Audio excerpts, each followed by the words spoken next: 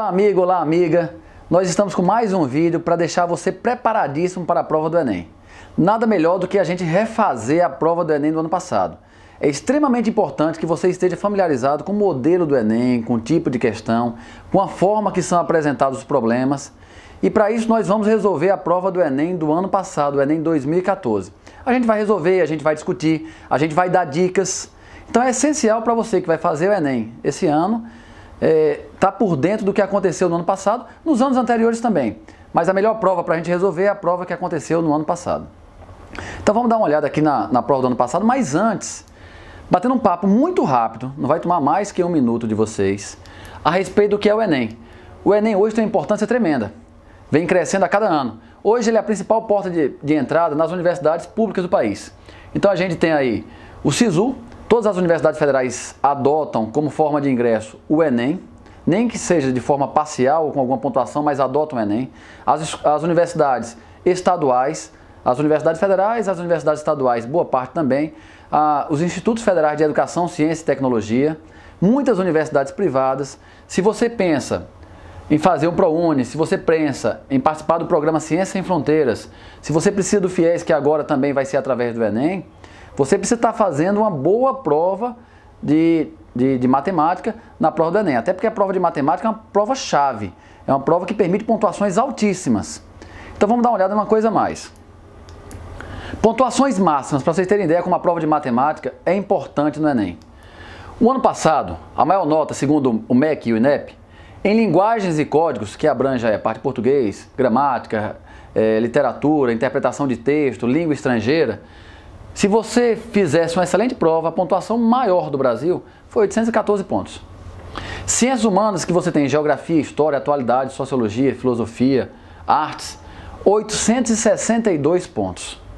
Ciências da natureza, biologia, física e química, 876. Matemática sozinha, 973,6. Jamais você pode negligenciar a prova de matemática. Desses 4 grupos, matemática tem sempre a pontuação mais alta. Não é um pouco mais alta, é sempre bem mais alta. Olha as pontuações nos anos anteriores. Em 2009, quase 1000 pontos, 985 pontos. E assim por diante, no outro ano, 973. Até 2013, que foi o ano anterior a essa que a gente está mostrando agora, 971 pontos. A prova de matemática é uma prova importante. A gente escuta muito alguns alunos: eita, eu chutei 15 questões porque não deu tempo de fazer a prova de matemática. Pode até não dar tempo de fazer a prova de português, a de matemática tem que fazer, porque sua pontuação vai ser mais alta. Tá? Existem muitas questões fáceis na prova do Enem, é verdade. Mas se você quer passar para um curso mais disputado, um curso mais concorrido, você vai ter que fazer as fáceis, as medianas e boa parte das difíceis. Tomara que com a gente você consiga chegar próximo dessa pontuação, se possível, nessas pontuações que seria a prova fechada. A distribuição da prova de matemática nos últimos Enems foram essas. Vai ficar pequenininho para você ver na sua tela, mas essa parte maior, essa fatia maior dessa pizza que está expandida aqui, foi de matemática básica. E aí envolve muito razão, proporção, mudança de unidades, porcentagem. E existem outros assuntos que aparecem com uma frequência grande também: geometria espacial, análise combinatória e probabilidade, 10%. Chama atenção para a estatística, 9%. Um assunto pequenininho. Estatística não tem uma teoria grande e ainda assim a gente tem 9% em média da prova de matemática no Enem. Então isso aqui nós temos, se você der um pause e olhar com calma, você consegue ver qual é a distribuição. O principal é matemática básica. Estatística tem 9% porque eu coloquei aqui a interpretação de gráfico em matemática básica. Se eu colocasse em estatística ainda era mais alto. Vamos lá. Vamos resolver aqui uma questão número 1. A gente vai dividir isso aqui em blocos, para o vídeo não ficar tão longo. A gente vai resolver a questão de 1 a 5, aí você vai lá na parte 2 e assiste da 6 a 10, parte 3 da 11 a 15 e assim por diante. Tá? Mas não se esqueça de se inscrever no nosso canal, Matemática do Enem, lá no YouTube. Se inscreve e fique por dentro dos vídeos que a gente está sempre lançando. Questão número 1. Um pesquisador está realizando várias séries de experimentos com alguns reagentes para verificar qual o mais adequado para a produção de um determinado produto. Cada série consiste em avaliar um dado reagente em 5 experimentos diferentes. O pesquisador está especialmente interessado naquele reagente que apresentar a maior quantidade dos resultados de seus experimentos acima da média encontrada para aquele reagente. Após a realização de 5 séries de experimentos, o pesquisador encontrou os seguintes resultados. Aí nós temos uma tabela, as linhas nós temos os experimentos, colunas os reagentes, e aí a gente tem, por exemplo, reagente 1, experimento 1, nós obtivemos 1, e assim por diante. Levando-se em consideração os experimentos feitos, o reagente que atende às expectativas do pesquisador é o... Aí nós temos as alternativas. É uma questão com enunciado um pouquinho mais chato. Se você entender o enunciado, você faz a questão. O pesquisador está, vou ler de novo essa parte, está especialmente interessado naquele reagente que apresentar maior quantidade de resultados, maior quantidade dos resultados de seus experimentos acima da média. Então, para resolver isso, eu vou precisar achar a média de cada reagente. Experimento 1, no reagente 1 foi 1. Experimento 2 no reagente 2, no reagente 1 foi 6. 1, 6, 6, 6 e 11. Como é que eu acharia a média do reagente 1? É a média aritmética simples. Eu simplesmente vou somar os 5 valores e vou dividir por 5. 1 mais 6, 7. E 6, 13. E 6, 19. 19 mais 11, 30. Quando eu dividir por 5, eu vou obter 6. Essa média será 6. Aqui o reagente 2. 0 mais 6 mais 7 mais 6 mais 5. 6 e 7, 13. 6, 19. E 5, 24. 24 dividido por 5 vai dar 4,8. Farei a mesma coisa com reagente 3, reagente 4 e reagente 5. Achamos as médias. A média do reagente 1 foi 6, do reagente 2, 4,8, do reagente 3, 6,8 e assim por diante. Mas o pesquisador está interessado em quê? No reagente que tiver mais experimentos acima da média. Então, nesse reagente 1, quais são os experimentos que estão acima da média? Somente o experimento 5. Porque é 11 que está acima da média. Mas, Fernando, aqui deu 6, 6 e 6. Eu não tenho esses 3, não. Não, esses 3 eles estão iguais à média. Eu quero acima da média. Então, acima da média eu terei apenas o experimento 11. Já nesse reagente 2, quanto é que deu a média? 4,8. Quais são os experimentos que eu tenho acima da média no reagente 2? Todos estão acima de 4,8, com exceção do 0. Então, nós temos esses 4. Logo aqui eu tenho quantos experimentos acima da média? 4. Entre a alternativa 1, que é o reagente 1, e a alternativa 2, que é o reagente 2, a minha resposta seria reagente 2. Eu até posso olhar os outros, mas vai ser impossível eu ter os 5 elementos acima da média. Eu posso até ter os 5 na média, mas eu tenho que ter alguém, se eu não tiver os 5 na média, eu tenho que ter alguém acima da média e alguém abaixo da média. Reagente 2, a média deu 6,8. Quem é que vai estar acima da média? Esses 3. Aqui, quem é que está acima de 6,6? Esses 3 também. E por fim, quem é que está acima de 6,6 no reagente 5? Esses 3. Então, nós queremos achar o quê? Qual é o reagente que tem mais experimentos acima da média? Qual é o reagente, então? O reagente 2. A alternativa correta, letra B. Bem, vamos fazer uma outra questão. Questão número 2. Diariamente, uma residência consome 20.160 Wh. Essa residência possui 100 células solares retangulares, dispositivos capazes de converter a luz solar em energia elétrica, de dimensões 6 cm por 8 cm. Cada uma das tais células produz, ao longo do dia, 24 Wh por centímetro de diagonal. O proprietário dessa residência quer produzir por dia exatamente a mesma quantidade de energia que sua casa consome. Lembrando que é 20.160 watts. Ora, qual deve ser a ação desse proprietário para que ele atinja o seu objetivo? Retirar algumas células ou acrescentar algumas células? Bem, vai ser uma questão que envolve um básico de geometria plana.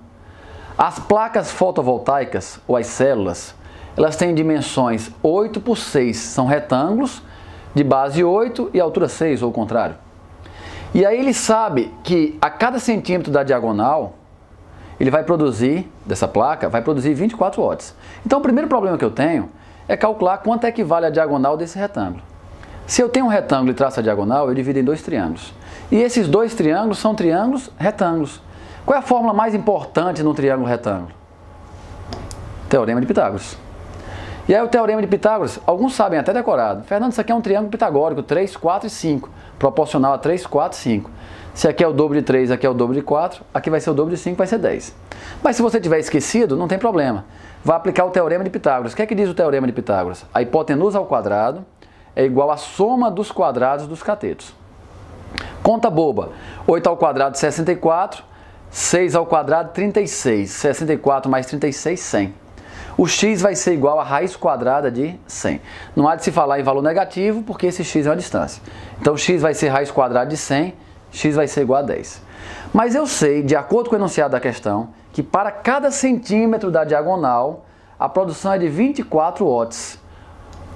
24 watts, hora. Então, a produção por cada célula dessa, que tem 10 centímetros de diagonal, 10 vezes 24, 240 watts hora. Agora a pergunta é, quantas placas eu vou precisar? Se eu precisar de mais de 100, eu teria que comprar placas novas. Se eu precisar de menos de 100, eu vou devolver algumas placas, eu posso retirar algumas placas. O consumidor que está economizando energia elétrica utilizando essas placas fotovoltaicas, ele comprou 100 placas. Vamos dar uma olhada? Qual era o consumo dele para a gente descobrir o número de células necessárias? Era 20.160. Quando eu dividir por 240, eu vou descobrir quantas células eram necessárias. Eram necessárias quantas células? 84. E ele tinha quantas? Ele tinha 100. Então ele vai fazer o quê? Ele vai pegar mais células ou ele vai retirar? Vai retirar. Vai retirar quantas? 100 menos 84. Ele vai retirar 16 células. A alternativa que nós temos, que ele vai retirar 16 células, é a letra A. Certo? Tranquila a questão? Boa, fácil. Questão bem a cara do Enem mesmo. Questão 3. O Brasil é um país com a vantagem econômica clara no terreno dos recursos naturais, dispondo de uma das maiores áreas com vocação agrícola do mundo. Especialistas calculam que, dos 853 milhões de hectares do país, as cidades, as reservas indígenas e as áreas de preservação, incluindo florestas e mananciais, cubram por volta de 470 milhões de hectares. Aproximadamente 280 milhões se destinam à agropecuária, 200 milhões para pastagens e 80 milhões para a agricultura, somadas as lavouras anuais, as perenes e as perenes, como o café e a fruticultura. Olha, você tem muitas informações, dificilmente você vai usar todas essas informações na questão. Você vai precisar ler para ter uma ideia geral e depois você vai buscar os dados que interessam. De acordo com os dados apresentados, o percentual correspondente à área utilizada para a agricultura em relação à área do território brasileiro é mais próximo de... Então nós temos duas áreas a identificar, a área do território brasileiro e a área destinada à agricultura. Procurando no nosso texto, a área destinada, a área total do Brasil, 853 milhões. E a área destinada para a agricultura, 80 milhões. Então eu vou utilizar apenas esses dois números. E eu quero saber quantos por cento nós teremos, essa área aqui de 80 milhões corresponde a quantos por cento da área do território brasileiro. Vamos tentar descobrir? E aí eu posso utilizar, para resolver uma questão de porcentagem, sem medo algum, de maneira fácil, simples, regra de 3. Uma regra de 3 simples e direta. A área do Brasil, 853 milhões, equivale a quantos por cento? 100%. A área que eu estou querendo, 80 milhões, equivale a quantos por cento? X. Fernando, eu conseguia eliminar alguma alternativa se eu não fizesse essa conta? Conseguia. Pelo menos de cabeça você teria uma ideia. 80 milhões é mais ou menos que 10% de 853. Olha, qualquer pessoa que chega num restaurante, ele sabe calcular 10%. A conta deu R$120 e o garçom vai ter direito a 10%. 10% é 10 dividido por 100. Simplificando, vai dar um décimo. É só dividir por 10. Se a conta deu R$120, quanto é que seria o 10% do garçom? 120 dividido por 10, vai dar 12. Você foi numa lanchonete, fez um lanche e deu R$13,80, mas o atendente terá direito a 10% também. Quanto é 10% de R$13,80? É só deslocar a vírgula em casa. Ficaria 1,38. 1,38, R$1,38. Quanto é que seria 10% de 853 milhões? Desloca a vírgula em casa para a esquerda. 85,3 milhões. É mais ou menos que 10%, é mais. Então 80 milhões é menos que 10%. Menos que 10% eu tenho a letra D e tenho a letra E. Mas pelo menos a letra A, B e C elas já estão eliminadas. Mas fazendo essa conta direitinho, que não é uma conta complicada, 853x, os milhões serão cancelados, igual a 80 vezes 100%, 8.000%. Passo 853 dividindo e você vai ter um resultado aproximado de 9,37%. 9,37%. Fernando, não tem, eu não vou marcar. Claro que vai. Ele quer saber o resultado mais próximo. Qual o resultado mais próximo de 9,37%? Letra D, 9,4%. Mais uma questão de porcentagem na prova do Enem. O Enem é cheio de questão de porcentagem, de regra de 3. Tem algumas falas de alguns professores até de outras áreas que dizem assim: a prova de matemática é só regra de 3. Primeiro que isso não é verdade, porque existem as outras áreas da matemática que são bem cobradas também. Mas regra de 3 aparece bastante, porque você pode usar regra de 3 em questão de porcentagem, em questão de proporção, em questão de função afim, você pode trabalhar com regra de 3. Outra coisa que é equivocado é dizer que a prova de matemática é a prova mais fácil. Pelo contrário, os alunos consideram a prova mais difícil. Eu mostrei no comecinho que a prova de matemática é a prova que disparado dá a maior pontuação. E isso só acontece porque, em geral, os alunos acham a prova de matemática mais difícil, eles acertam um número menor de questões. E aí quem faz uma boa prova de matemática joga a pontuação lá para cima. É isso que eu espero de você, que você faça uma prova brilhante e aí sua pontuação vai lá para cima. Questão número 4, vamos lá. Uma pessoa compra semanalmente numa mesma loja sempre a mesma quantidade de um produto que custa R$10 a unidade. Como já sabe quanto deve gastar, leva sempre R$6 a mais do que a quantia necessária para comprar tal quantidade, para o caso de eventuais despesas extras. Entretanto, um dia ao chegar à loja, foi informada de que o preço daquele produto havia aumentado 20%. Devido a esse reajuste, concluiu que o dinheiro levado era a quantia exata para comprar 2 unidades a menos em relação à quantidade habitualmente comprada. A quantia que essa pessoa levava semanalmente para fazer a compra era... Lembrando, ele comprava a quanto inicialmente aquele produto? A R$10. E depois houve um aumento de 20%, que não é complicado de você aumentar 20%. A gente já falou, calcular 10% é só dividir por 10. Quanto seria 10% de R$10? Dividir por 10? R$1. Quanto é que vai ser 20%? É o dobro, R$2. Se ele comprava inicialmente por R$10, ele vai passar a comprar agora por quanto? Por 12. O que nós queremos saber? Quanto essa pessoa levava para fazer a compra? Bem, vamos considerar que a quantia é habitualmente comprada. Quanto é que ele levava inicialmente, hein? Ele levava R$10 para cada produto que ele comprava, então ele levava 10Q. Se tivesse 5 produtos, levava R$50, 10 vezes 5. Se tivesse 4 produtos, R$40, 10 vezes 4. Se ele tem Q produtos, vai ser 10 vezes Q.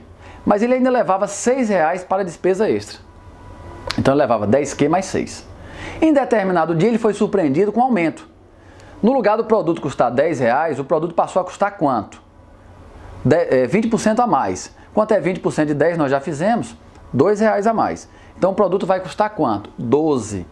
E ele vai levar a mesma quantidade, 12Q. Porém, não vai sobrar dinheiro, não vão sobrar esses R$6. E aí, olha, isso será igual a quem? 12, que multiplica Q menos 2. Voltando aqui, ele não conseguia comprar a quantidade necessária. Ele comprou o quê, hein? 2 produtos a menos. Ele levou 2 unidades a menos em relação à quantidade habitualmente comprada. Então, voltando para a questão da gente. Que é a quantidade habitualmente comprada, 10Q mais 6 era o dinheiro que ele levava. O produto saiu de 10 e passou a valer 12.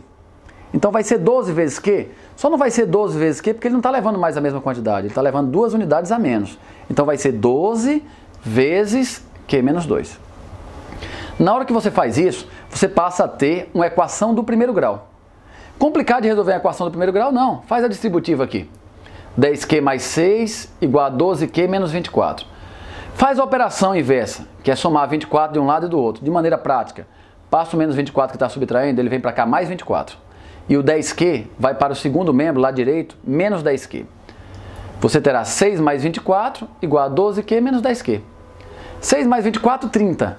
12Q menos 10Q, 2Q. Qual vai ser a quantidade de produtos que ele levava? 30 dividido por 2. Ele levava inicialmente 15 unidades. Mas a pergunta não é quanto ele levava, a pergunta é quanto ele levava em dinheiro, não em quantidade. Não em quantidade de produtos. Cada produto custava quanto inicialmente? R$10. Então ele vai levar 10 vezes 15, 150? Não, porque ele levava sempre R$6 a mais. Então o dinheiro que ele levava, a quantia que ele levava era 15 vezes 10, que era o preço do produto, mais os 6 que ele levava de garantia. 10 vezes 15 mais 6, ele levava R$ 156. Isso a gente encontra na alternativa B. Bem, essa foi a quinta questão da gente. Continue com a gente, clica aí, vai ter a parte 2. Aí você vai continuar na questão 6, 7, 8, 9, 10, depois parte 3, questões 11 a 15 e assim por diante. Tá? Mas não se esqueça de se inscrever no nosso canal no YouTube, Matemática do Enem. E aí você vai ficar por dentro desses vídeos. É essencial para quem vai fazer Enem ficar por dentro das últimas provas, do modelo de questão, do estilo de questão, da forma que é cobrado determinado assunto. Tá certo? Um grande abraço e a gente se encontra agora no próximo vídeo.